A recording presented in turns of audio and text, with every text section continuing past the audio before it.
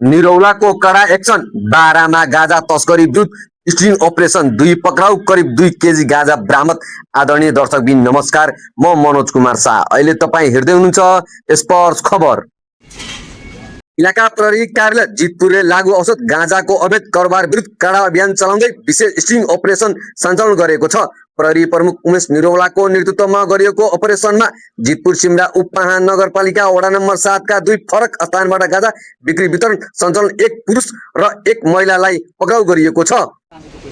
प्रहरीका अनुसार वडा नम्बर 7 को सिद्रिया टोल जाने बाटो स्थित एक गुम्टी पसलमा गाँजा बेचिरहेको गोप्य सूचनाका आधारमा छापा मार्दा 68 वर्षीय शेख मोहम्मद शेर पक्राउ परेका हुन्। उनको साथबाट बिक्रीका लागि तयार पारिएको 8 पुरिया गाँजा बरामद भएको प्रहरीले जनाएको छ।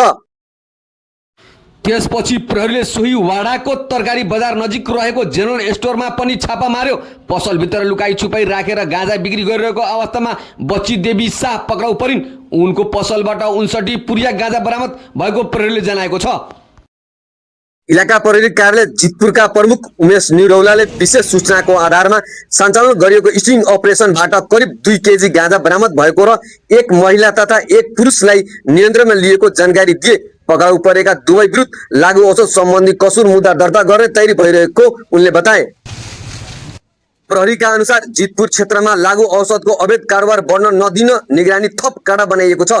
लागू औषध कारोबार सलगन्ता जो सुकैलाई कानुनी दायरामा ल्याउने अभियान निरन्तर जारी रहने प्रहरीको चेतावनी छ।